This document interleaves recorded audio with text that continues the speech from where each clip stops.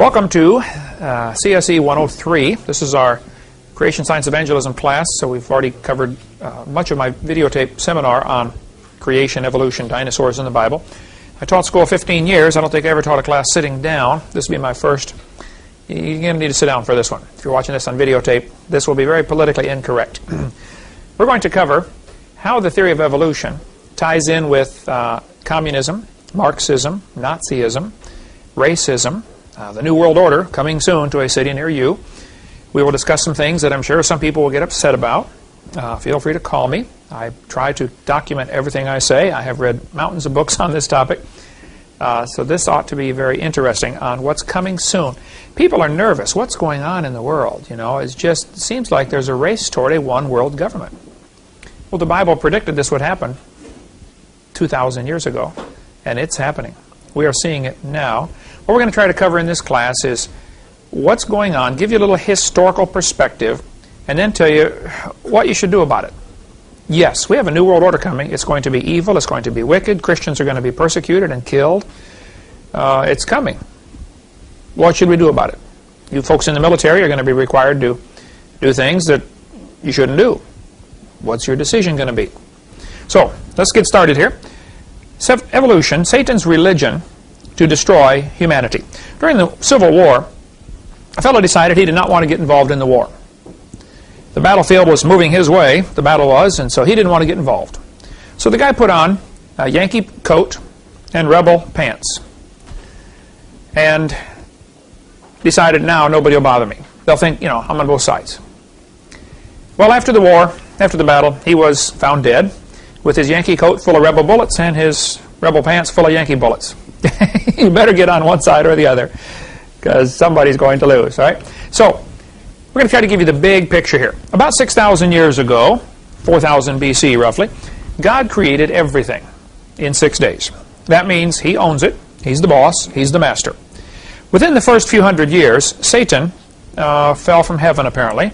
The only reason we say within 100 years is because Adam was 130 when Seth was born. That's the first really date we have to go by. Before that, they had Cain and Abel. No dates are given. Before that, they were kicked out of the garden. And they were kicked out of the garden because Lucifer had deceived them, you know, and talked them into eating the fruit and all that stuff. Actually, he deceived Eve. Adam purposely ate the fruit to save his wife. The Bible tells us that in 1 Timothy. So, Lucifer probably fell from heaven about 100 years after the creation. We know he hadn't fallen during the first week or after the first week, because if you look at Genesis 1:31, at the end of chapter 1, God looked at everything, said it's very good. It was not very good if Satan had fallen from heaven and is running around as a bad guy. Plus, there'd be no possible way God could say, Adam, you have dominion over the earth, if Lucifer already had dominion over the earth. You know? Plus, we know from Ezekiel 28, Lucifer was in Eden until iniquity was found in him. So those are the different clues you can put together and come up with a date of about 100 years after creation when Lucifer decided to rebel. And we'll get into more of that in a minute. So Lucifer wants to be God. And what we're going to discuss in this class, for the next many classes probably, is Satan's attempt to create a one world government, a new world order, coming soon. So let's try to put it in perspective here. It appears that Satan wants to do at least three things on this planet. Number one, he wants to make mankind wicked, so God will have to destroy them. Satan knows God cannot tolerate sin, and so he's going to try to make everybody wicked and vile, and then God will have to kill them, which is what happened in the flood in the days of Noah. Second thing he wants to do, he wants to make as many men destroy other men. If he can put it into the head of one fella, hey, I want you to kill everybody else so you can have the whole planet, or so you can have all the gold, or so you can have all the whatever, you know. If people kill people, this ties right into Satan's plan also, and so he's working very hard to accomplish that goal. The third thing he seems to be doing, he wants to keep as many people as possible from hearing the gospel. This would be where repressive regimes like communism come in, where you simply never get an opportunity to hear the gospel because, you know, it's banned in your country. So those type of repressive regimes are part of Satan's plan to keep people from hearing the gospel. Satan has used all kinds of different methods and people to accomplish his goals. As you read through Scripture, you'll see different times where there were attempts to make a one world government or a new world order, and we'll get into lots more on that, hopefully, as the class progresses. If he knew if he could make man think he was God, then that would create some real serious problems. Because if there is no God to tell us what to do, if man is God, then how do you decide right from wrong? Well, the toughest man decides. Might makes right. Whoever has the biggest gun, he's in charge, kind of thing. And so that ties right into Satan's plan also to help destroy humanity and further destroy the world, and leads to things like genocide, which we'll get into here during this session. So the problem basically is very simple. We are in the center of the battlefield in the greatest war in history. This is Satan versus God. The battlefield is us. We're in the middle of it. All you need to do is simply decide which side you want to be on, find out what your general wants you to do, and do it. It's just that simple. There's a war going on against God. Henry Morris has a great book called The Long War Against God. And they had the different cover was different before, but now they've changed it to this one, The Long War Against God. And this is one of the books you can read to do a report on for this class. Absolutely one of the best books I've ever read. Henry Morris traces the history of evolutionary thought all through the last 6,000 years. And we're going to concentrate primarily on just the last 200 years on this class, but we'll give you just a quick overview of some of the rest. Christians already have an incredible advantage over anybody else in the world on this topic. When you discuss what's happening and what to do, we've got a book, the perfect book, the Bible, that already told us what's going to happen. We already know the end. We know the final result. You see, I read the last chapter and we win. So it's nothing to get nervous about. I get a lot of people come to my seminars when I talk about the New World Order, and they leave nervous. Oh, wow, the world's falling apart. Well, I suppose if you study this kind of topic, you could really get nervous when you study what happened at Waco, what really happened at Waco, like the Waco whitewash, and how the people were just, murdered at Waco, and what the government did. When you study about the Jekyll Island, what happened with the Federal Reserve, and how we got a Federal Reserve system, and now we no longer have any money. We have paper we carry around, and we think it's money still. It hasn't been money in 70 years. They've got all the gold, we're carrying around some paper thinking, wow, I got money. And you don't have a dime. They've stolen us, they've robbed us blind. When you get into subjects, Des Griven, awesome book, The Fourth Reich of the Rich. We can go on, and I read lots and lots of books about the New World Order. And it's enough to make you nervous, unless you keep in perspective Psalms chapter 2. God is laughing at their plans for toy one world government. So the more I learn about the New World Order, it is tempting to get nervous and scared about what's going on. But God knows, and He's not nervous. He's laughing at the whole thing because He knows we win. So keep that in perspective. So if you go through part of this class, you may leave going home scared, nervous, saying, "Wow, the world's falling apart. The sky is falling. What do we do?" It'll be fine in the end. Okay, just read the last chapter. We win. So we're going to trace a little bit of the history of this war, so you can understand what we should do for our general and relieve your fears about what may happen in the future. God created the world. He owns it. He makes the rules. Genesis 1:1. In the beginning, God created the heaven and the earth. The earth is the Lord's, and the fullness thereof, the world and they that dwell therein. Everything belongs to God, Psalm 24 tells us. So about 6,000 years ago or so, Lucifer decided he should be God. In Ezekiel 8:28, it tells us the story. Thou, talking about Lucifer, was perfect in thy ways from the day that thou wast created till iniquity was found in thee. I don't claim to understand everything that happened here, how Satan rebelled, or what exactly happened in heaven. But it appears that Satan rebelled first, decided he wanted to be God, apparently. His heart was lifted up. The Bible says in Ezekiel 28:17, the heart was lifted up because of thy beauty. Thou hast corrupted thy wisdom by reason of thy brightness. I will cast thee down to the ground. I will lay thee before kings, that they may behold thee. How art thou fallen from heaven, O Lucifer, son of the morning? How art thou cut down to the ground, which didst weaken the nations? For thou hast said in thine heart, I will ascend into heaven. I will exalt my throne above the stars of God. I will sit upon the mount of the congregation in the sides of the north. I will ascend above the heights of the clouds. I will be like the Most High. This is the best glimpse we have from Scripture of what's going on in the mind of Satan.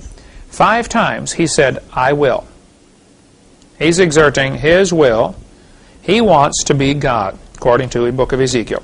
The next verse tells us, though, yet thou shalt be brought down to hell, to the sides of the pit. He's going to lose. They that see thee shall narrowly look upon thee and consider thee, saying, is this the man that made the earth to tremble, that did shake kingdoms? Whenever I read this verse, I think about the Wizard of Oz. You know the movie Wizard of Oz, and everybody is scared stiff of the Oz, and they go in there and you see this huge face and the flames coming out, and the cowardly lion, and they all take off running, and dive through the window and the whole thing. At the end of the movie, you find out Oz is nothing but a little bitty guy behind the curtain pulling some levers. I think at the end of history, we're going to find out Satan is a puny little fella, and we're going to marvel and say, this is the guy that caused all this trouble on the earth? This is him? Come on, you got to be kidding. We're just going to be amazed at what a wimp he is when he's cast down into hell. Meantime, he's pulling the levers and making the smoke and the fires and the flames and scaring everybody half to death, and people are scared stiff of the devil. Okay, next verse says, this is the man that made the world as a wilderness and destroyed the cities thereof and opened not the house of his prisoners. Well, we can talk a long time on this verse. Satan takes people prisoner to different things like drugs, alcohol, and it's tough to get them away. How many people do you know that have died of a habit like that, that they were made a prisoner, some kind of habit, then you just can't get them away. Many people get hooked on drugs and they never can get off. You can get hooked on just about anything and get that way. But while Satan and his followers are making their plans to rule the world, like Pinky and the Brain, how many have seen the cartoon Pinky and the Brain? It's two mice. They decide they're going to go out and capture the world, you know. Every night they've got their plans to go out and rule. We're going to destroy the world. That's what Satan's doing, just like Pinky and the Brain. God is up in heaven laughing. Psalms chapter 2. Why do the heathen rage, and the people imagine a vain thing? The kings of the earth set themselves, the rulers take counsel together against the Lord, against his anointed, saying, let us break their bands asunder and cast away their cords from us. Basically that means, I'm throwing off God's control. He that sitteth in the heavens shall laugh.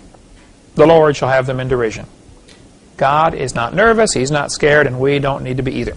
It started on earth. I'm not sure of all the details of how it happened in heaven, but apparently Lucifer fell from heaven, tried to rebel against God in heaven.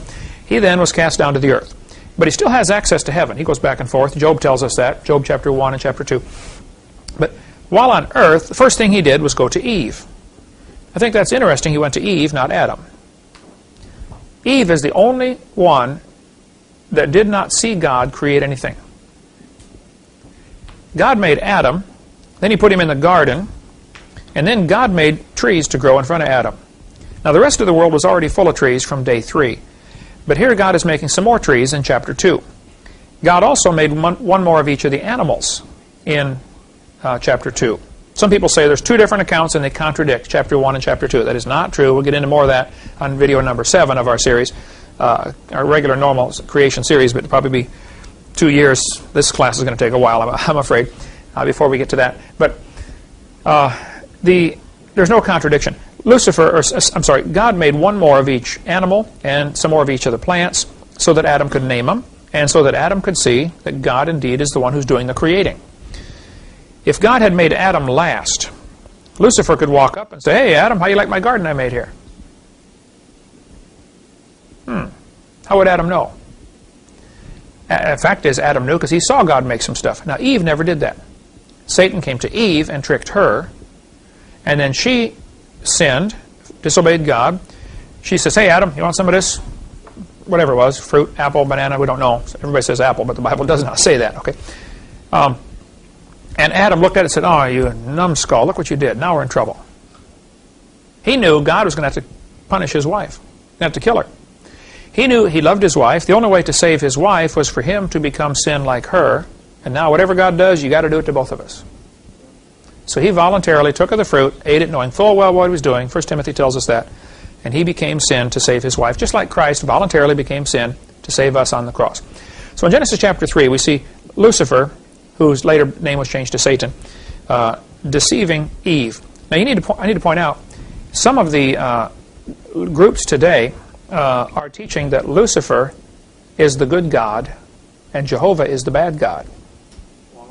You get into the Masonic Lodge, you won't find out till you get way up to the top. And they say, they pray to God. You won't find out till you get to, and you may never find out. If they don't think you can handle the information, you'll never be exposed to the fact that Lucifer is God in the Masonic religion. So they'll say, oh, we believe in God. Sure. You believe God answers prayer? Sure we do. And the whole time they're talking about Lucifer. We'll get into it. I'll show you some quotes from their own literature later on in this session on video, what's covered on video number 5, or CSE 103. Okay. So the serpent, Lucifer, said to the woman, yea, hath God said. It's interesting, the first thing he did was to raise doubts. This is exactly what the liberal preachers do today. They will try to raise doubts about God's Word. That's what they do with all these new translations of the Bible. Well, how do you know it really says that? It says in my Bible this, and your Bible says this. How do you know who's right? This is the same tactic to raise doubts. And we can go off on a long rabbit trail of why the King James over other versions, if you'd like. We'll cover that later on when we get to what's on our video number 7 in our series. And there are people who have, that's their whole ministry. I collect different versions of the Bible. I have probably, 25 or 30 or 40 of them, I don't know. But there are some serious problems with a lot of the new versions. And I think you'd be real wise to study this topic out before you decide which version of the Bible you're going to study from. I was saved by somebody leading me to the Lord from a Revised Standard Version, one of the most liberal ones there is. I've led people to the Lord from a Jehovah's Witness Bible. There's enough gospel in there, you can get them saved, okay? You can get them saved out of the Catholic Bible, okay? It can be done. There's still enough gospel left in there, but there are some real serious problems with them, and I think save that for another time. But the idea of these different translations causes people to doubt. Yea, hath God said. It does that. And this has been Satan's attack on God's word for quite a while.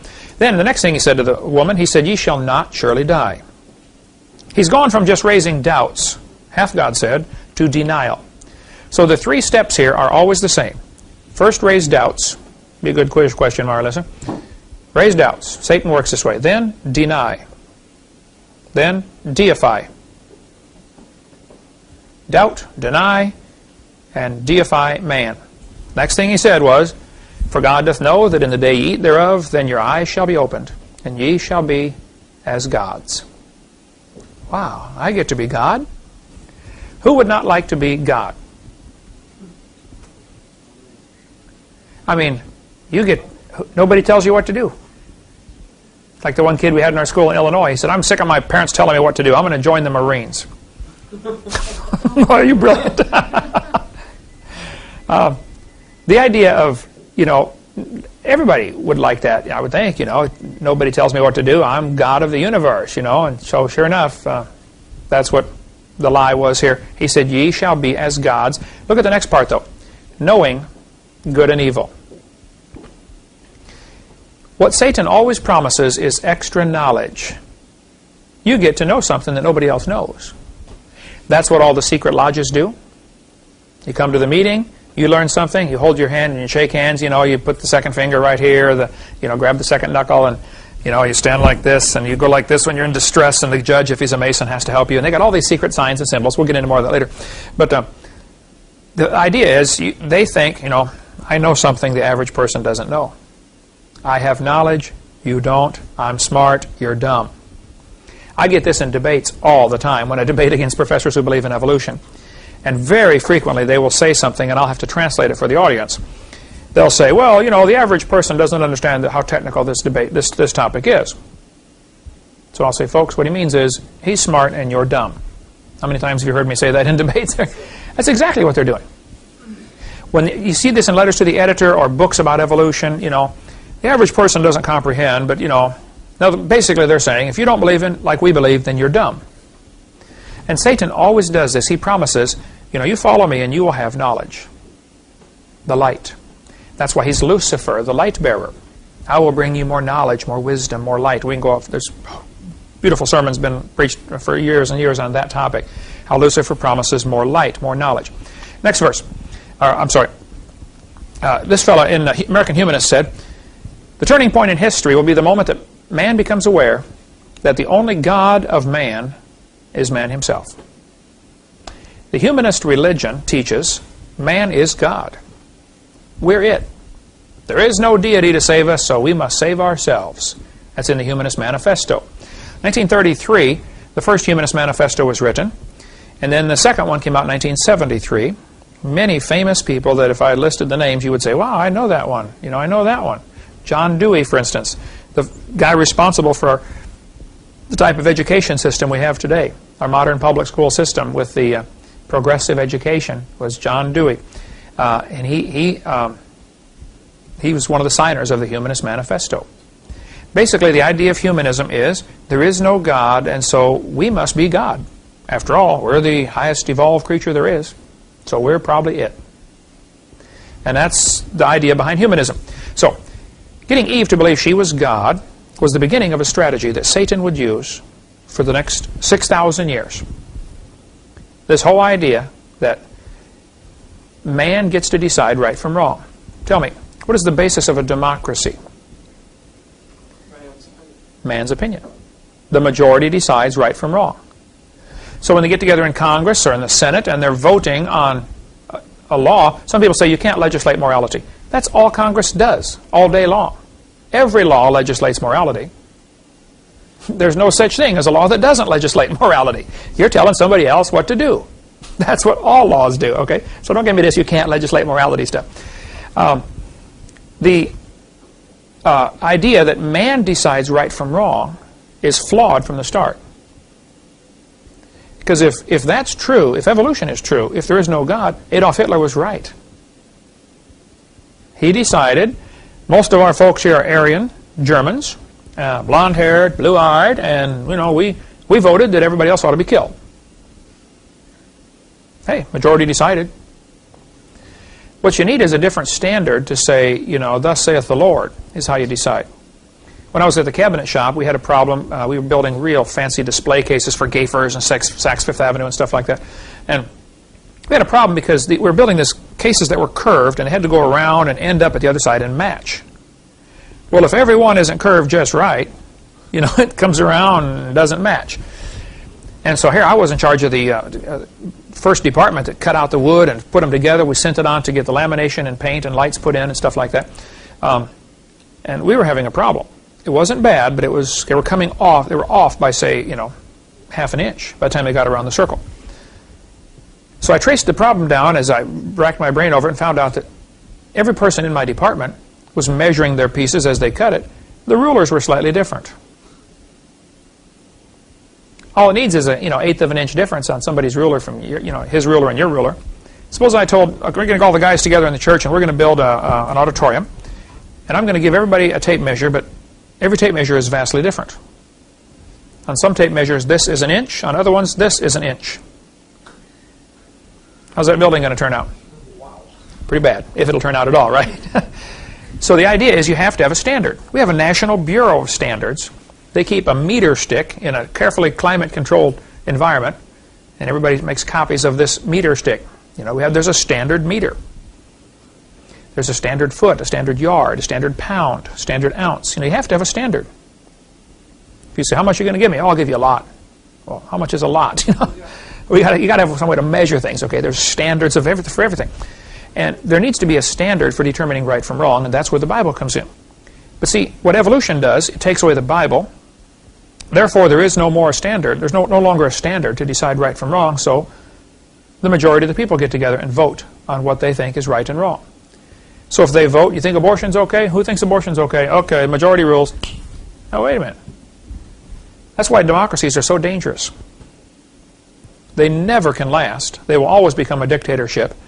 And I get real nervous when I hear leaders in our country saying, we're going to spread democracy around the world. Maybe the dumbest thing we could do.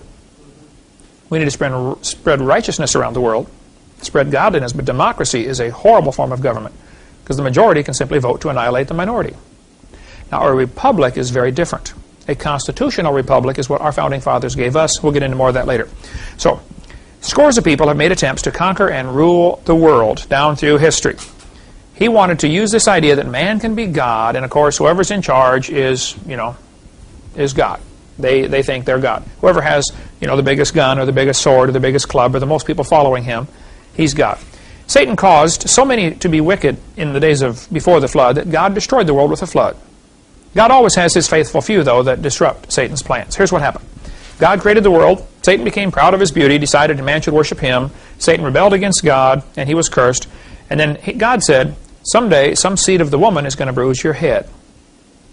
That's the first prophecy of the coming Messiah, Genesis 3:15, and there's been a war going on ever since. Here's the prophecy right here. In verse 14, the Lord God said unto the serpent, Satan, because thou hast done this, thou art cursed above all cattle and above every beast of the field. Upon thy belly shalt thou go, and dust shalt thou eat all the days of thy life. And I will put enmity between thee and the woman, between thy seed and her seed. It shall bruise thy head, and thou shalt bruise his heel. Most Bible scholars interpret this bruising the heel as Christ dying on the cross. A bruise to the heel hurts, but it's seldom fatal. You ever get a stone bruise by stepping on a rock and you limp around for days afterwards? But it's not fatal. Not many die from a bruise to the heel. A bruise to the head can be fatal. So most people, have, for all of history, have interpreted this passage as Satan's going to be able to bruise the Christ at the cross. He's going to hurt him, but he came back from the dead. And now that seed of the woman is going to bruise his head. Not over yet. And the idea of Satan knows, you know, some seed of the woman is going to bruise my head, crush my head. Somebody's going to do me in. So he decided to kill every human being on the planet. He wants to utterly destroy humanity any way he can. Just like when Herod wanted to kill baby Jesus in Bethlehem. He's only after one kid, but he killed them all. Now, Jewish tradition tells us about 22 babies were killed in Bethlehem. Bethlehem's a small town. You know, there weren't a lot of kids under 2 years old. It wasn't like he killed thousands of people. And Herod later did get called in for that and got in trouble. There's a great book called the Archko volume that deals with that, about some of the archaeological findings. Have you got to read any of that yet, Eric? That is awesome. I read you the passage about Christmas, didn't I? And that whole thing is about the arch. Anyway, we won't go off track here. So, just like Herod tried to kill all of the kids, he killed them all just to be sure to get the right one, Satan has decided he's going to kill every human being on the planet to try to, be sure he gets the right one, to thwart or upset God's plans. Satan decided to destroy every seed of the woman to save his own skin. He knew God could not tolerate sin. So he worked hard to make man sin, so God would have to destroy his own creation, make them corrupt if possible. Genesis 6:5. God saw the wickedness of man was great in the earth, and that every imagination of the thoughts of his heart was only evil continually. And it repented the Lord that he had made man on the earth, and it grieved him at his heart. And the Lord said, I will destroy man, whom I have created, from the face of the earth, both man and beast, and the creeping thing, and the fowls of the air, for it repenteth me that I have made them. But Noah found grace in the eyes of the Lord. Lord always has somebody. Remember when the prophet thought he was the only one alive that was serving God? He ran away, from Jezebel, and ran for about 100 miles, I believe, and finally stopped under a juniper tree, and he's feeling bad, feeling sorry for himself. And the Lord said, hey, Elijah, I've got 7,000 that have not bowed the knee. You're not the only one. And about the time you feel like I'm the only one that loves God, there's a lot of people out there that love God. I'm an independent, temperamental, fundamental, right-wing, radical Baptist, but I'll be the first one to say there are some Lutherans that love God, and some Methodists, and some Presbyterians, and there are all kinds of denominations where there are folks that really, really love God and are really going to heaven. Now they have to join the Baptist church when they get there, but they do get to go. They do get to go to heaven. So, after the flood, Satan got right back to work corrupting people. It didn't take him but 100 years or so, and Nimrod comes along and decides, hey, God said spread out, take over the world. No, we're staying right here. I'm going to lead my kingdom. And he built the Tower of Babel, to get a new world order. Lots of folks have tried this. Tower of Babel, shortly after the flood. Now, the Bible doesn't tell us when, okay? You can get a few clues together and say probably within the first 200 or 300 years is when the Tower of Babel incident took place.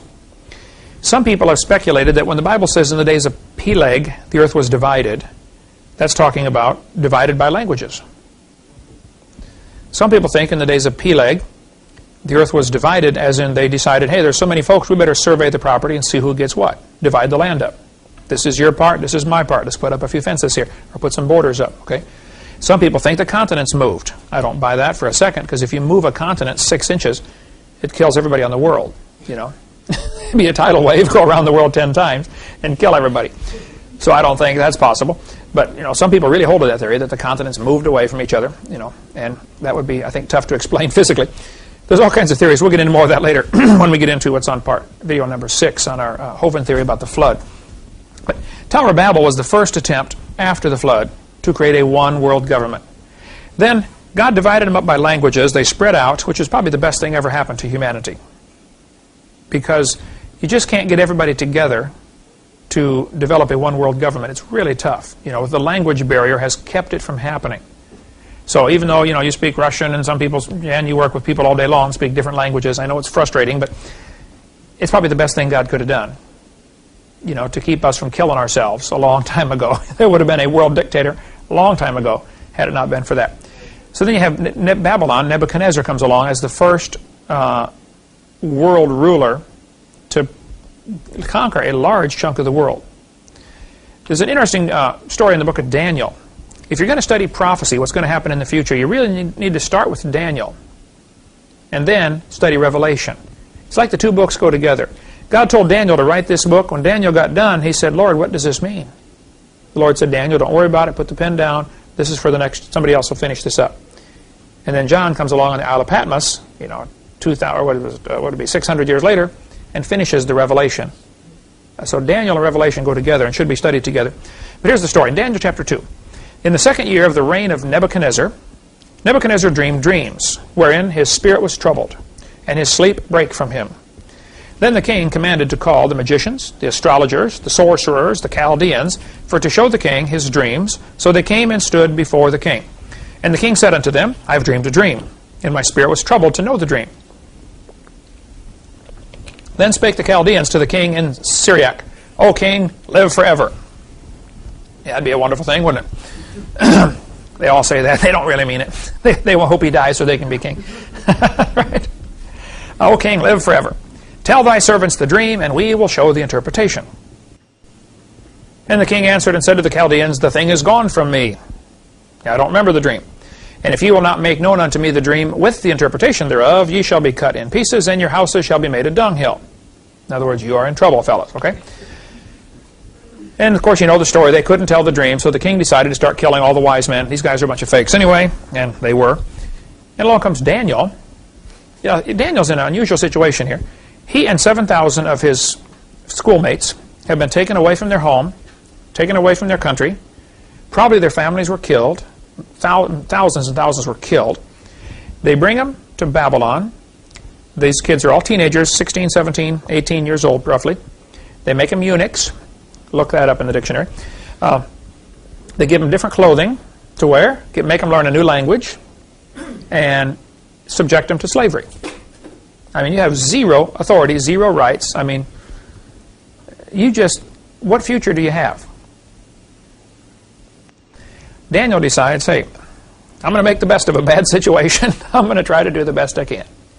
Sometimes you get yourself in a situation where you say, okay, I'm here, what do I do? Let's just do the best with what we got. Other people get in a bad situation, they get falsely accused, they end up in jail, and they get bitter. Some people get better, some get bitter.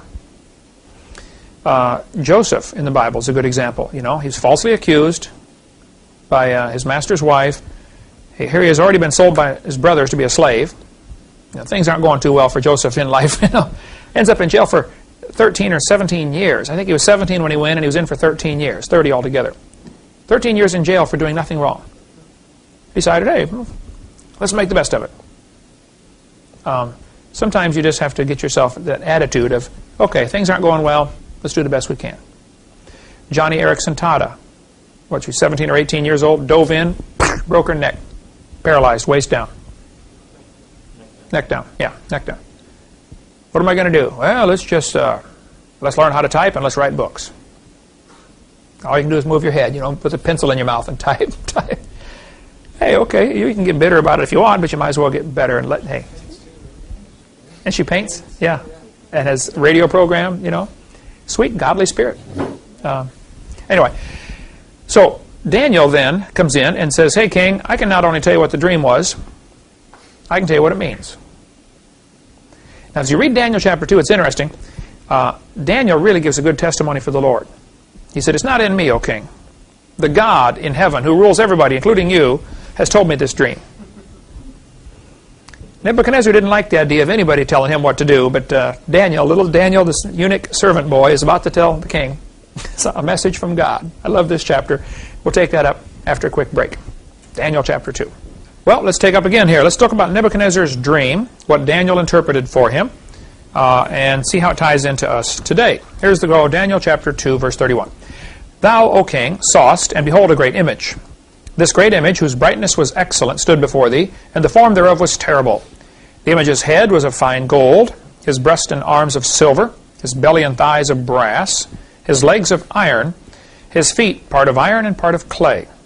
Thou sawest till that a stone was cut out of the mountain, cut out without hands, which smote the image upon his feet, that were of iron and clay, and brake them to pieces.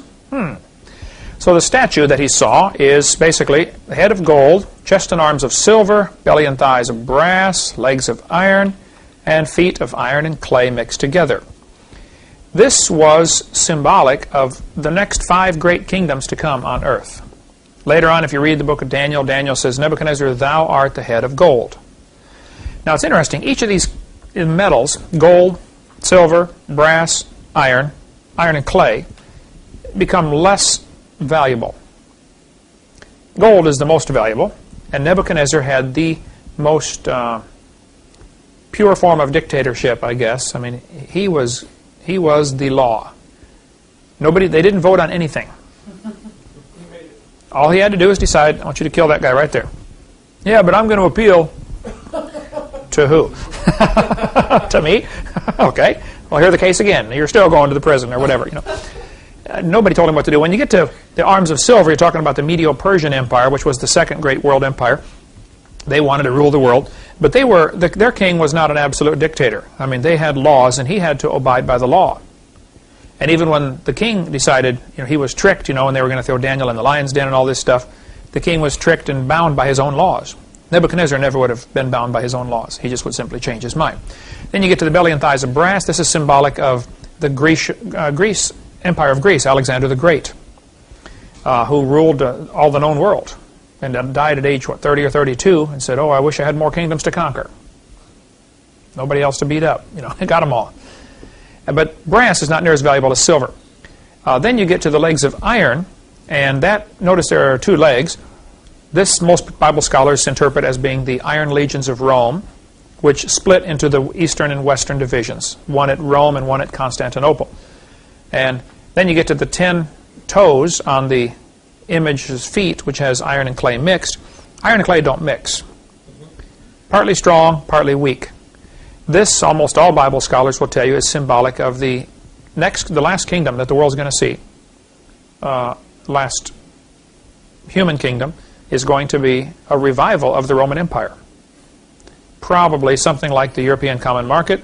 10 kingdoms are going to get together, try to give all their power to one person, and it's not going to be very good. It's going to be a dud. The iron legions of Rome would just stomp on anybody who got in their way. They rolled over everybody that opposed them. The iron and clay mixed together, this final kingdom is going to be weak. A lot of people are really nervous about the New World Order and it's going to be iron and clay. Okay, it's not going to work. It's going to rule for a short time and be destroyed by the stone cut out without hands. Now that's interesting. Jesus Christ is the chief cornerstone. We'll get into more of that later. In Daniel chapter 2, verse 35, it says, Then was the iron, the clay, the brass, and the silver, and the gold broken to pieces.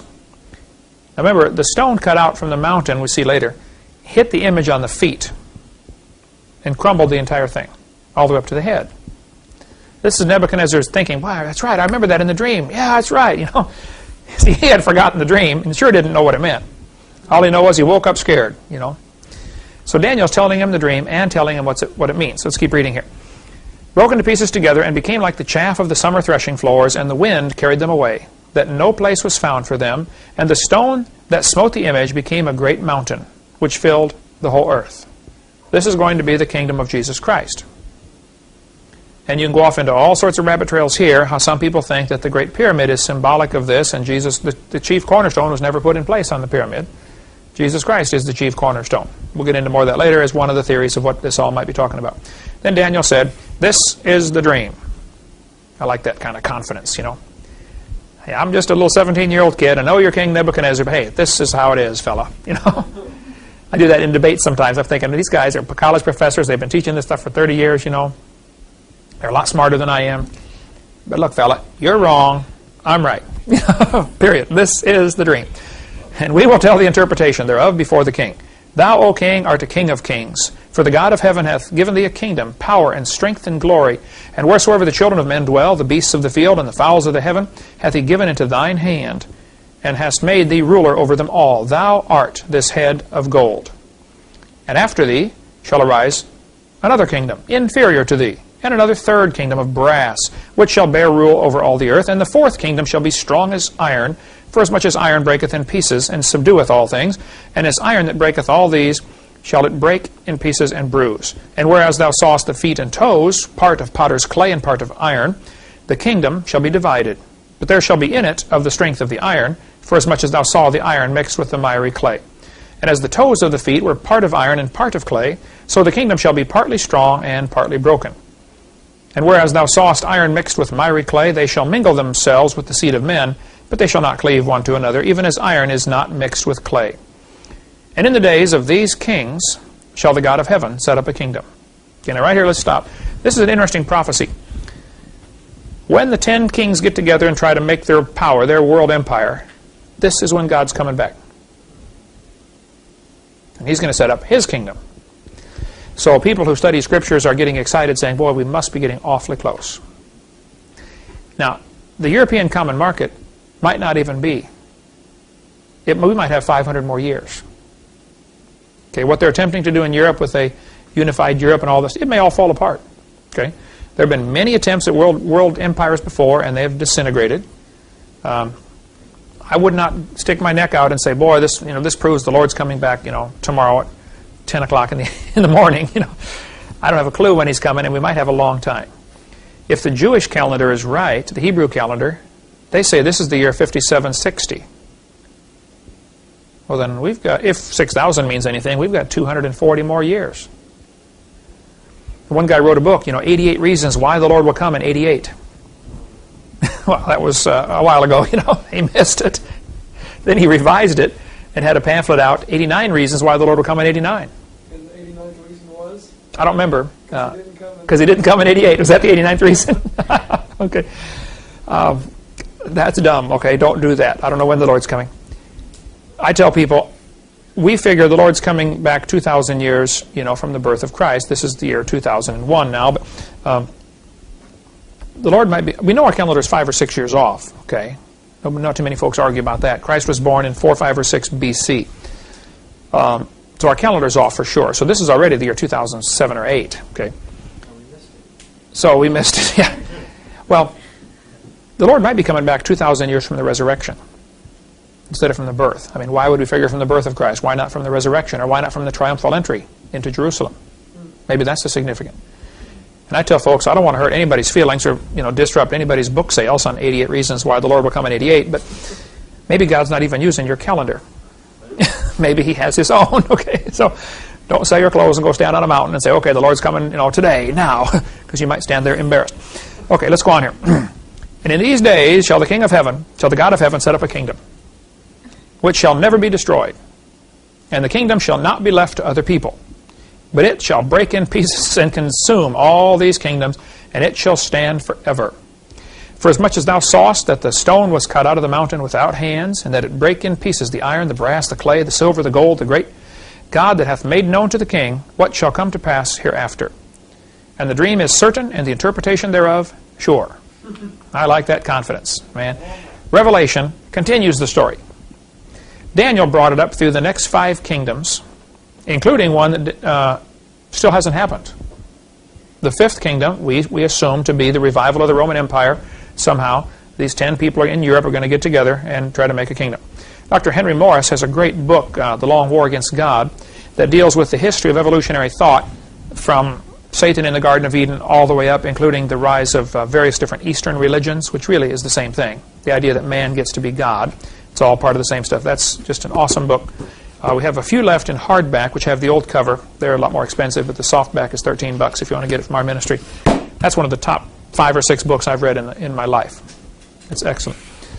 Okay, so Satan decided, he wants to rule the world. Henry Morris traces this really well through history with different groups of folks that have taught the same basic idea: man gets to be God. So, in this class, for the next several classes, we're going to be discussing just the last 200 years, since about the year 1800 until the present. How does evolution tie into the plans toward a new world order? We're going to look at the deadly effects that come about when people believe they are God, and they determine right from wrong. Nobody else tells me what to do. Well, first we're going to review a little bit of what we covered on Part 4, Seminar Tape Number 4, which would have been Class CSE 102. Just hit a few highlights and then go right on and take it from there. James Hutton in the late 1700s wrote a book near the end of the century saying the earth is millions of years old.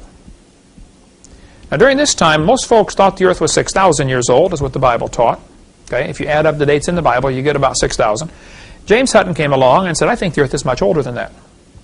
Now this was kind of a new idea and was rejected by most people. But a lot of Christians began to think, well, man, if the earth is millions of years old, then we need some way to make the Bible say that. So they started compromising the obvious teaching of the Bible and invented the gap theory, the day-age theory, progressive creation, all that kind of stuff. And there are still thousands of some really good Christians who have fallen for that right now. The Dake's Study Bible teaches it. Pastor John Hagee on TV teaches the gap theory. Benny Hinn teaches the gap theory. It's amazing how many folks teach this. Billy Graham believes in the gap theory. Now, one lady called me last week and said, or 2 weeks ago, and said, Billy Graham's brother, older brother, if you can imagine that, goes to my church. And I gave him your videotapes, and he loves them.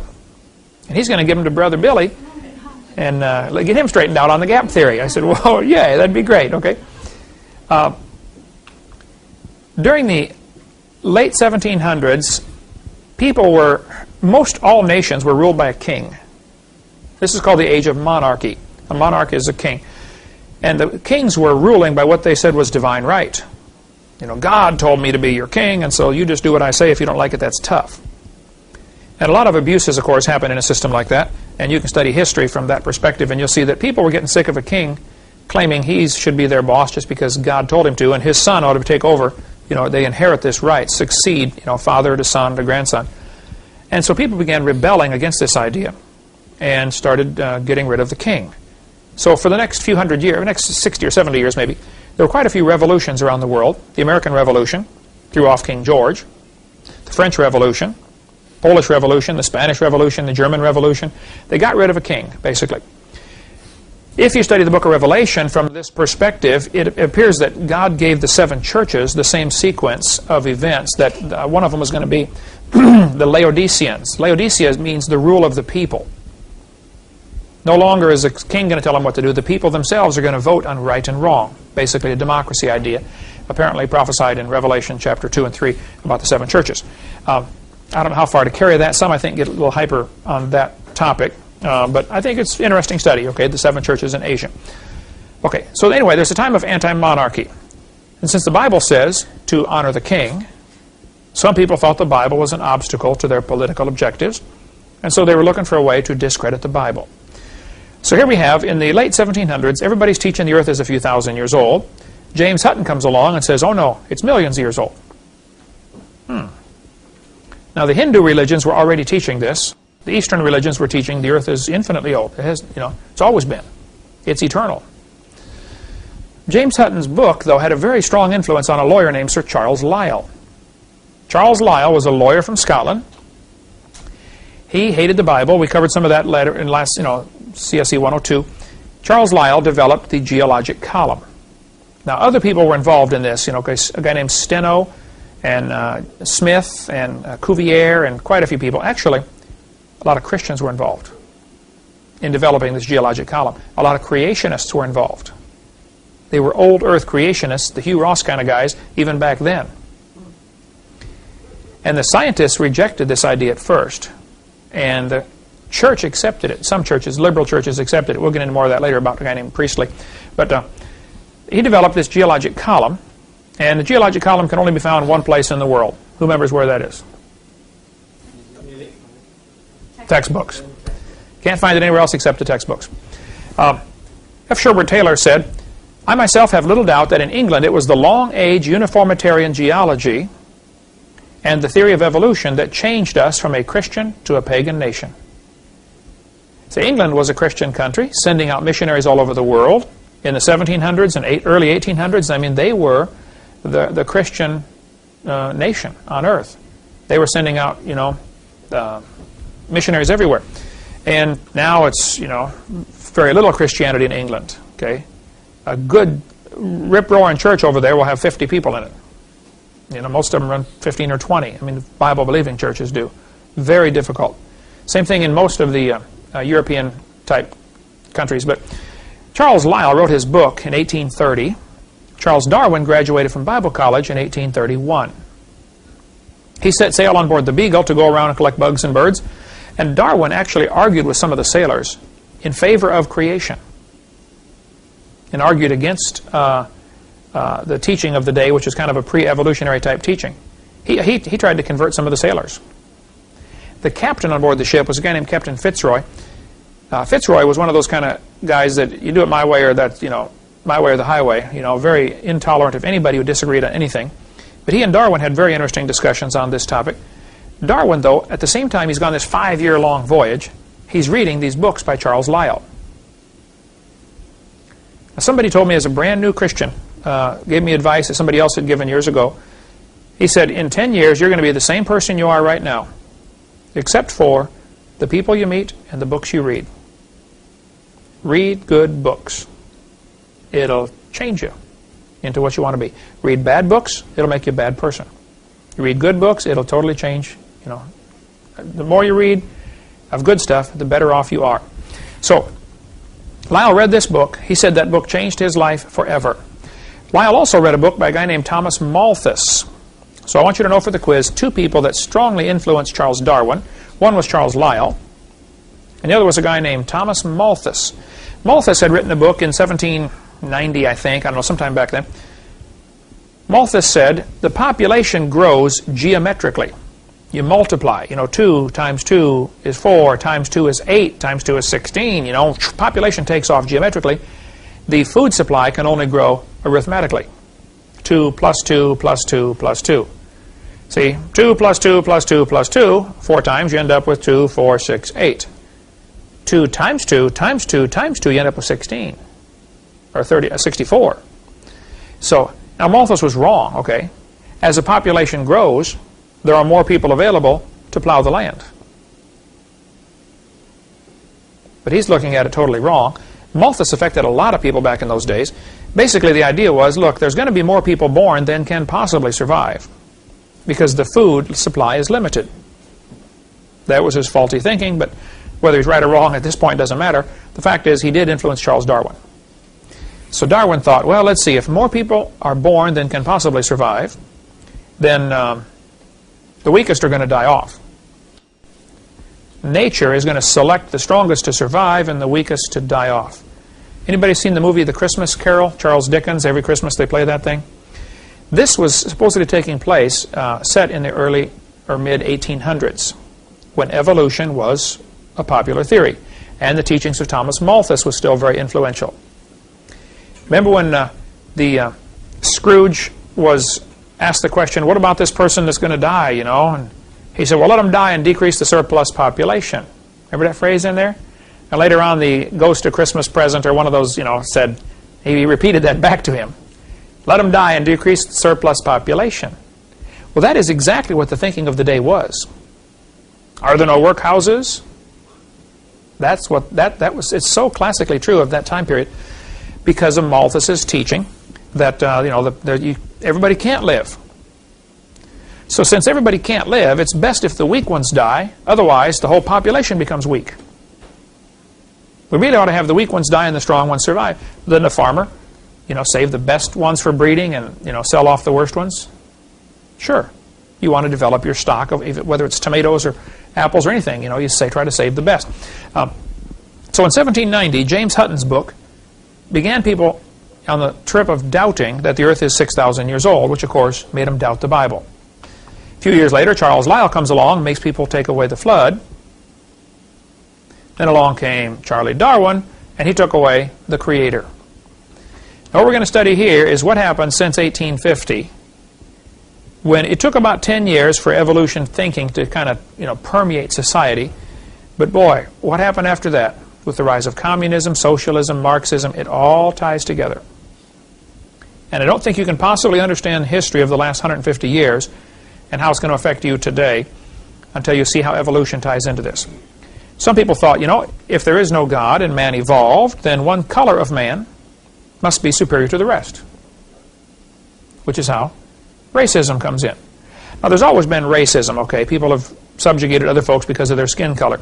But when you think you're God, then you get to make these kind of decisions. The Bible says clearly we're all descended from one family. There's no reason to be a racist. But evolution would teach one race must be superior. Like this Harold Rafton said, Do humanists believe in a supreme being? Emphatically, yes. That supreme being is man. Humanists have no knowledge of any being more supreme. American humanist, this guy said, the turning point in history will be the moment that man becomes aware that the only God of man is man himself. Yep, we're in trouble. I had a student tell me in a public school in Pennsylvania, he said he was an atheist. And I said, well, then how do you tell right from wrong? He said, well, I decide if something's right or wrong. He said, I'm the God of my own universe. What a philosophy. I said, well, son, I'm glad to hear that because I'm going to shoot you in 5 minutes. He said, you can't do that. I said, oh, yeah, you can. You see, I'm the God of my own universe. And I decided it's fine for me to shoot you. What's wrong with that thinking? If evolution is true, what's wrong with that thinking? Nothing. That's the way it goes, right? Survival of the fittest, exactly right. So we're going to study now a little bit about racism and how it ties in with evolution. When we're done with this, we'll go into communism and how it ties in with evolution. Then we'll go into Nazism and how it ties in. And then into the New World Order and how it ties in. It'll probably take us about the next 55 weeks, but we'll work on it here. Here's Charles Darwin's book. Notice the title, The Origin of Species. Now, that is not the entire title to the book. We'll get into the whole title in just a minute, okay? But almost all the books, if kids today hear about Charles Darwin's book, they're only told the title was The Origin of Species. One thing you need to know for the quiz is the real title to the book, coming up next. Now, the evolution theory came out way before Charles Darwin in 1859, okay? Charles Darwin's grandfather, Erasmus Darwin, taught the same thing. Erasmus Darwin was a medical doctor. He was so huge they cut out the table to allow a place for his belly while he ate. He had a special table, custom made, cut out, just so he could sit there and eat. But he really he rejected God, rejected all sorts of things, and he pretty much wrote most of what Darwin wrote, and many people think that Darwin simply plagiarized or stole the work from his grandfather and claimed it as his own. Never gave Grandpa any credit whatsoever. But Charles Darwin, he came along at an opportune time for this theory to really be acceptable, whereas 60 years earlier, when Grandpa came up with it, people weren't ready to accept it. There were too many strong Christians still, you know, around 1800. So he called it The Origin of Species. Now, you got to be careful when you get into a discussion on creation evolution. The question is not, what is the origin of species? The question is, what is the origin of kinds? The Bible says they bring forth after their kind. It doesn't say they bring forth after their species. For instance, these are all different species of monkeys. But if you stand back and look at it, you should notice one thing. They're all monkeys. It's the same kind of animal, right? I mean, obviously it's not a tomato or a banana or a horse. It's the same kind of animal. Another thing you got to question is, who is deciding what a species is? Who's making this decision anyway? And the evolutionists get all bent out of shape with me because they'll say, we have proven species can be created. I don't question that. Yeah, but have you made a new kind of animal? Like the guy in Indiana. He said, I've got proof for evolution. I said, oh really, what is it? He said, I'm working in the laboratory right now on soybean plants, and we have created soybean plants that are resistant to frost. Totally new species. I said, oh, that'll be handy. I mean, that's good. But what'd you start with? I said, a soybean plant. I said, oh, what do you have now? Soybean plant. I said, I'm sorry, sir. That's not a new kind, okay? So you might have decided it's a new species, and I'm proud of you, but that's not a new kind, okay? It's still a plant. Watch what this textbook does. This is Heath Biology, 91 edition. Darwin published his findings in a book titled On the Origin of Species by Means of Natural Selection. They still don't give the whole title. Now, back in the 1800s, it was very common for the title of your book to be real long. Today we try to make them, short. But they had real long titles back in those days. Here is the title from the title page of Charles Darwin's book. The Origin of Species by Means of Natural Selection, or the Preservation of Favored Races in the Struggle for Life. Who can tell me? You need to know the year this book was published, 1859, for a quiz. When did the American Civil War start? 1861. So what's going on in America in 1859? Slavery, right? So when this book comes out, those people who are for slavery, of course, are thinking, wow, here's a perfect way to justify what we're doing anyway. Darwin is proving scientifically that one race is superior to another. And of course, since I'm white, I know it's the white people. The black people, of course, thought the blacks were superior. The Chinese thought the Chinese were superior. But this book really, now this didn't create racism, okay? But this book coming out in the mid-1800s is like throwing gasoline on a fire. Racism was now justified. Favored races. By the way, back in the Old English spelling, oftentimes they put a U in. Same with the color. The word color, C-O-L-O-U-R, is proper spelling, as is C-O-L-O-R. The U is sometimes in there for, so favored races. This is not a misspelling. That's what they called it back then. You might want to read some of these books. Seven Men Who Rule the World from the Grave, or Fourth Reich of the Rich, great book by Des Griffin, who lives in Oregon. Has written extensively about people who want to, control the world, and how that philosophies have had such a powerful impact. Charles Darwin's book was Origin of Species by Means of Natural Selection or the Preservation of Favored Races. Now, even scientists today, like 1998 Encyclopedia, will say Origin of Species was not addressed in 1859 and is still a mystery in 1998. Both the origin of life and the origin of major groups of animals remains unknown. That's quite a confession. Darwin's book was The Origin of Species, but he never did discuss the origin of species. I don't know why you called the book that, It's one of the most boring books you ever read. I've got it if you want to try to read the thing. Absolutely boring. The guy's a lousy author, a lousy scientist, lousy thinker, in my humble opinion. Okay. But the idea that there's a favored race, to me, would translate to the fact that we get to become God. You mean I'm the favored race? You mean I'm better than everybody else? Oh. Can you see how this would tie into the same equation? You get to be God. Favored race. Charles Darwin, in his book, showed his philosophy. He said, thus, from the war of nature, from famine and death, the most exalted object we are capable of conceiving, namely the production of higher animals, directly follows. Now tell me, first of all, who's a higher animal? Yeah, I mean, this idea of classifying things in an order of this one's the highest animal and this is the lower form of life. For instance, some people will say single-celled creatures like amoeba or paramecium are primitive life forms. There's no such thing as a primitive life form, okay? Actually, they're more complicated because for my body to do what it does, I have all these different systems. 50 trillion cells so that I can eat and digest food, breathe, move around, keep the body warm, etc. Other animals do that in one cell. Yeah, that's pretty complicated. So the whole idea that there are primitive life forms and advanced life forms, that whole concept is silly. If it's alive, it's complicated. Incredibly complicated. But Darwin's philosophy was that the way you get these higher animals is through suffering, war, misfits, death, cruelty. This goes back to, reflecting what Malthus taught.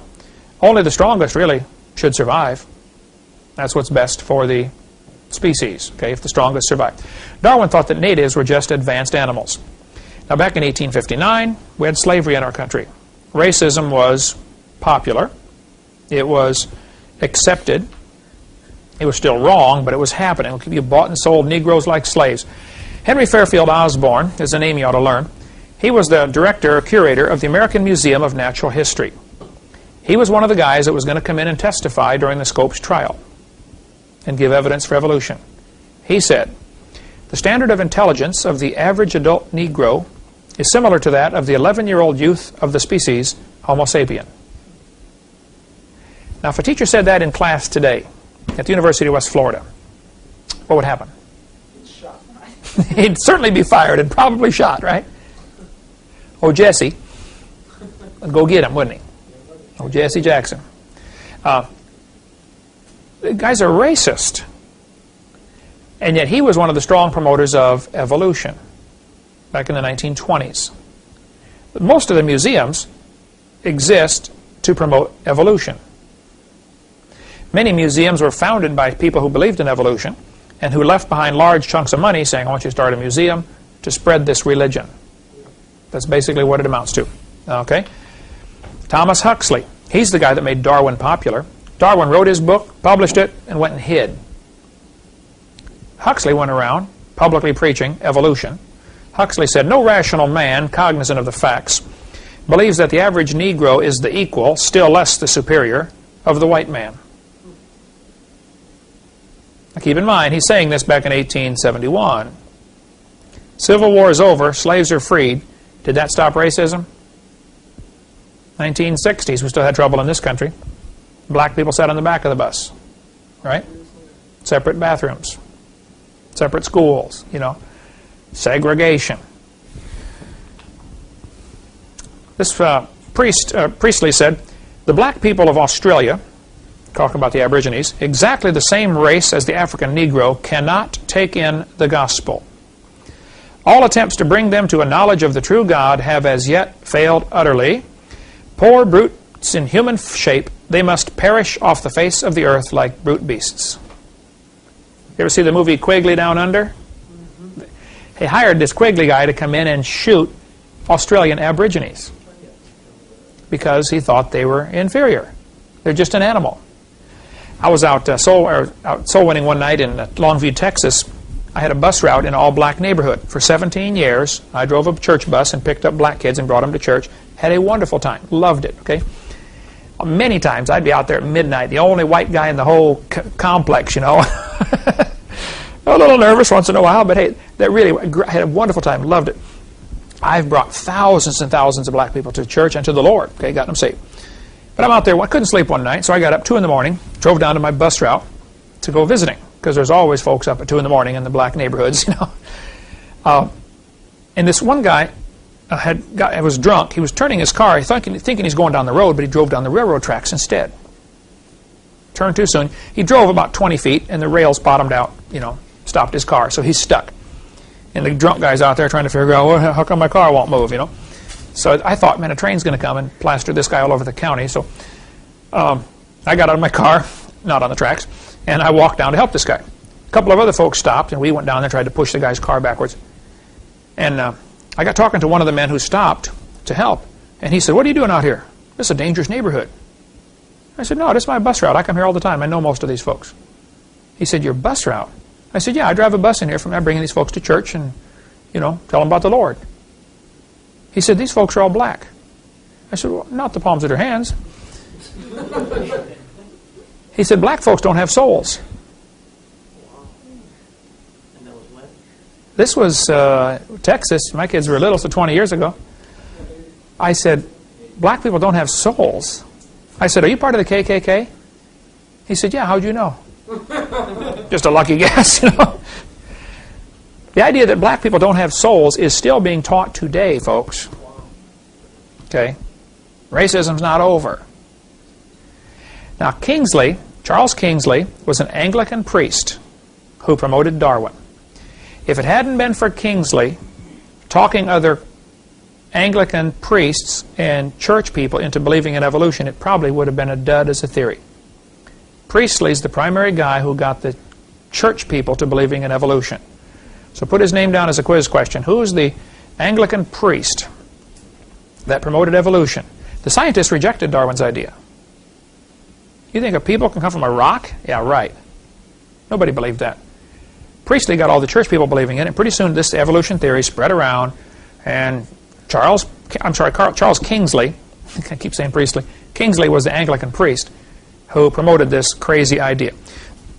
Back in this time, Africans were bought and sold like slaves. They packed them into ships. Here's an example of how they would loose pack them. The ship was allowed to carry 454 slaves. We had 451 on this voyage. On one voyage, she carried 609. Many times, slaves died on the trip. They just chained them to the deck. You didn't get up. You stayed right there for 2 weeks. Got to go to the bathroom? Go ahead. You're staying right here for 2 weeks. Many died. When slavery became illegal, or things, sometimes slaving ships would chain them all together And if they thought they might get caught, bring them up on board, push them overboard, drown them all, just so you don't get caught carrying a cargo of slaves. Here's an example of how they would loose pack them so more would survive. They honestly considered them like cows or sheep. It's just an animal. They thought they didn't have souls. I don't think you'll understand the slavery of the 1800s until you understand how evolution ties in. One more thought and we'll quit. This is from Creation Ex Nihilo magazine. A New South Wales missionary was the horrified witness to the slaughter by mounted police of a group of dozens of Aboriginal men, women, and children. 45 heads were then boiled down, and the 10 best skulls were packed off for overseas. They rounded up the Aborigines, shot them, cut their heads off, boiled them to get rid of all the flesh, sold the skulls to museums for displays on evolution. The Smithsonian right now, I have heard from very reliable sources, has 33,000 sets of human remains in their basement. Many of the displays that colleges will use as evidence for evolution, the shapes of the skulls being slightly different, are from people that died in the last 200 years. Tasmania, south of Australia, I sat by a guy in the airplane a couple weeks ago from Tasmania. The Tasmanian Aborigines were all slaughtered. There isn't one that survived. The last one was killed in 1908. And they took part of his body and made a tobacco pouch out of it for somebody to carry tobacco. It's unreal what happened. That stuff wouldn't have happened had it not been for the evolution theory. The Bible says all nations are of one blood. And there's no reason to be a racist at all. They thought the Aborigines had not evolved as far, therefore they're just an animal. It's okay to kill them. One of the evidences they used for this was the Aborigines have bigger jawbones.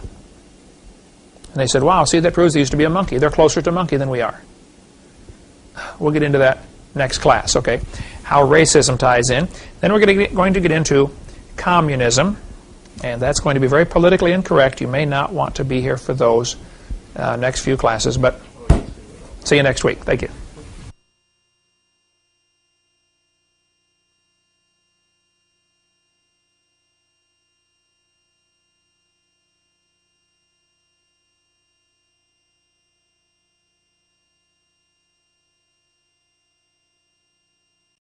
Apparently. The only reason we say within 100 years is because Adam was 130 when Seth was born. That's the first really date we have to go by. Before that, they had Cain and Abel. No dates are given. Before that, they were kicked out of the garden. And they were kicked out of the garden because Lucifer had deceived them, and talked them into eating the fruit and all that stuff. Actually, he deceived Eve. Adam purposely ate the fruit to save his wife. The Bible tells us that in 1 Timothy. So, Lucifer probably fell from heaven about 100 years after the creation. We know he hadn't fallen during the first week or after the first week because if you look at Genesis 1:31, at the end of chapter 1, God looked at everything and said it's very good. It was not very good if Satan had fallen from heaven and is running around as a bad guy. Plus, there'd be no possible way God could say, Adam, you have dominion over the earth, if Lucifer already had dominion over the earth. Plus, we know from Ezekiel 28, Lucifer was in Eden until iniquity was found in him. So those are the different clues you can put together and come up with a date of about 100 years after creation when Lucifer decided to rebel. And we'll get into more of that in a minute. So Lucifer wants to be God. And what we're going to discuss in this class, for the next many classes probably, is Satan's attempt to create a one world government, a new world order, coming soon. So let's try to put it in perspective here. It appears that Satan wants to do at least three things on this planet. Number one, he wants to make mankind wicked, so God will have to destroy them. Satan knows God cannot tolerate sin, and so he's going to try to make everybody wicked and vile, and then God will have to kill them, which is what happened in the flood in the days of Noah. Second thing he wants to do, he wants to make as many men destroy other men. If he can put it into the head of one fella, hey, I want you to kill everybody else so you can have the whole planet, or so you can have all the gold, or so you can have all the whatever, If people kill people, this ties right into Satan's plan also, and so he's working very hard to accomplish that goal. The third thing he seems to be doing, he wants to keep as many people as possible from hearing the gospel. This would be where repressive regimes like communism come in, where you simply never get an opportunity to hear the gospel because, it's banned in your country. So those type of repressive regimes are part of Satan's plan to keep people from hearing the gospel. Satan has used all kinds of different methods and people to accomplish his goals. As you read through Scripture, You'll see different times where there were attempts to make a one world government or a new world order, and we'll get into lots more on that, hopefully, as the class progresses. If he knew if he could make man think he was God, then that would create some real serious problems. Because if there is no God to tell us what to do, if man is God, then how do you decide right from wrong? Well, the toughest man decides. You know, might makes right. Whoever has the biggest gun, you know, he's in charge, kind of thing. And so that ties right into Satan's plan also to help destroy humanity and further destroy the world, and leads to things like genocide, which we'll get into here during this session. So the problem basically is very simple. We are in the center of the battlefield in the greatest war in history. This is Satan versus God. The battlefield is us. We're in the middle of it. All you need to do is simply decide which side you want to be on, find out what your general wants you to do, and do it. It's just that simple. There's a war going on against God. Henry Morris has a great book called The Long War Against God. And they had an older, the different cover was different before, but now they've changed it to this one, The Long War Against God. And this is one of the books you can read to do a report on for this class. Absolutely one of the best books I've ever read. Henry Morris traces the history of evolutionary thought all through the last 6,000 years. And we're going to concentrate primarily on just the last 200 years on this class, but we'll give you just a quick overview of some of the rest. Christians already have an incredible advantage over anybody else in the world on this topic. When you discuss what's happening and what to do, we've got a book, the perfect book, the Bible, that already told us what's going to happen. We already know the end. We know the final result. You see, I read the last chapter and we win. So it's nothing to get nervous about. I get a lot of people come to my seminars when I talk about the New World Order, and they leave nervous. Oh, wow, the world's falling apart. Well, I suppose if you study this kind of topic, you could really get nervous when you study what happened at Waco, what really happened at Waco, like the Waco whitewash, and how the people were just, you know, murdered at Waco, and what the government did. When you study about the Jekyll Island, what happened with the Federal Reserve, and how we got a Federal Reserve system, and now we no longer have any money. We have paper we carry around, and we think it's money still. It hasn't been money. Welcome to CSE 103. This is our Creation Science Evangelism class, so we've already covered much of my videotape seminar on creation, evolution, dinosaurs in the Bible. I taught school 15 years. I don't think I ever taught a class sitting down. This will be my first. You're going to need to sit down for this one. If you're watching this on videotape, this will be very politically incorrect. We're going to cover how the theory of evolution ties in with communism, Marxism, Nazism, racism, the New World Order coming soon to a city near you. We will discuss some things that I'm sure some people will get upset about. Feel free to call me. I try to document everything I say. I have read mountains of books on this topic. So this ought to be very interesting on what's coming soon. People are nervous. What's going on in the world? You know, it seems like there's a race toward a one world government. Well, the Bible predicted this would happen 2,000 years ago, and it's happening. We are seeing it now. What we're going to try to cover in this class is what's going on, give you a little historical perspective, and then tell you what you should do about it. Yes, we have a new world order coming. It's going to be evil. It's going to be wicked. Christians are going to be persecuted and killed. It's coming. What should we do about it? You folks in the military are going to be required to do things that you shouldn't do. What's your decision going to be? So, let's get started here. Evolution, Satan's religion to destroy humanity. During the Civil War, a fellow decided he did not want to get involved in the war. The battlefield was moving his way, the battle was, and so he didn't want to get involved. So the guy put on a Yankee coat and rebel pants and decided, now nobody will bother me. They'll think, you know, I'm on both sides. Well, after the war, after the battle, he was found dead with his Yankee coat full of rebel bullets and his rebel pants full of Yankee bullets. You better get on one side or the other, because somebody's going to lose, all right? So, we're going to try to give you the big picture here. About 6,000 years ago, 4,000 BC roughly, God created everything in 6 days. That means He owns it. He's the boss. He's the master.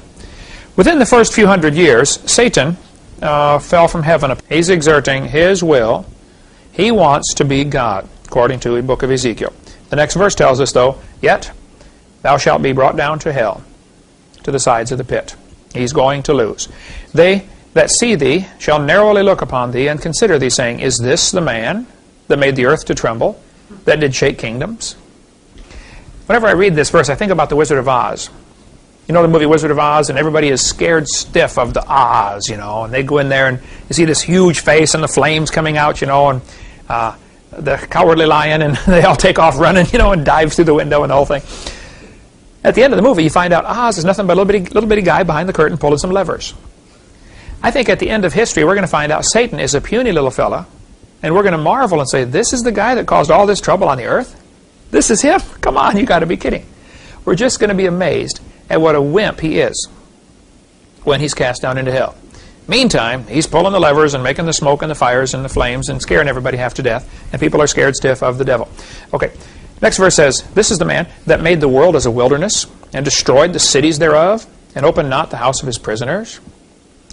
Well, we can talk a long time on this verse. Satan takes people prisoner to different things like drugs, alcohol, and it's tough to get them away. How many people do you know that have died of a habit like that, that they were made a prisoner, some kind of habit, then you just can't get them away? Many people get hooked on drugs and they never can get off. You can get hooked on just about anything and get that way. But while Satan and his followers are making their plans to rule the world, like Pinky and the Brain. How many have seen the cartoon Pinky and the Brain? It's two mice. They decide they're going to go out and capture the world, you know. Every night they've got their plans to go out and we're going to destroy the world. That's what Satan's doing, just like Pinky and the Brain. God is up in heaven laughing. Psalms chapter 2. Why do the heathen rage and the people imagine a vain thing? The kings of the earth set themselves, the rulers take counsel together against the Lord, against his anointed, saying, let us break their bands asunder and cast away their cords from us. Basically that means I'm throwing off God's control. He that sitteth in the heavens shall laugh. The Lord shall have them in derision. God, in 70 years, they've got all the gold, we're carrying around some paper thinking, wow, I got money. And you don't have a dime. They've stolen us, they've robbed us blind. When you get into subjects, Des Griven, awesome book, The Fourth Reich of the Rich. We can go on, and I read lots and lots of books about the New World Order. And it's enough to give, make you nervous, unless you keep in perspective Psalms chapter 2. God is laughing at their plans for toy one world government. So the more I learn about the New World Order, it is tempting to get nervous and scared about what's going on. But like, God knows, and He's not nervous. He's laughing at the whole thing because He knows we win. So keep that in perspective. So if you go through part of this class, you may leave going home scared, nervous, saying, "Wow, the world's falling apart. The sky is falling. What do we do?" It'll be fine in the end. Okay, just read the last chapter. We win. So we're going to trace a little bit of the history of this war, so you can understand what we should do for our general and relieve your fears about what may happen in the future. God created the world. He owns it. He makes the rules. Genesis 1:1. In the beginning, God created the heaven and the earth. The earth is the Lord's, and the fullness thereof, the world and they that dwell therein. Everything belongs to God, Psalm 24 tells us. So about 6,000 years ago or so, Lucifer decided he should be God. In Ezekiel 8:28, it tells us the story. Thou, talking about Lucifer, was perfect in thy ways from the day that thou wast created till iniquity was found in thee.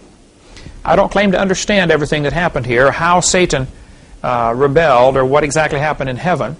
But it appears that Satan rebelled first, decided he wanted to be God, apparently. His heart was lifted up. The Bible says in Ezekiel 28:17, the heart was lifted up because of thy beauty. Thou hast corrupted thy wisdom by reason of thy brightness. I will cast thee down to the ground. I will lay thee before kings, that they may behold thee.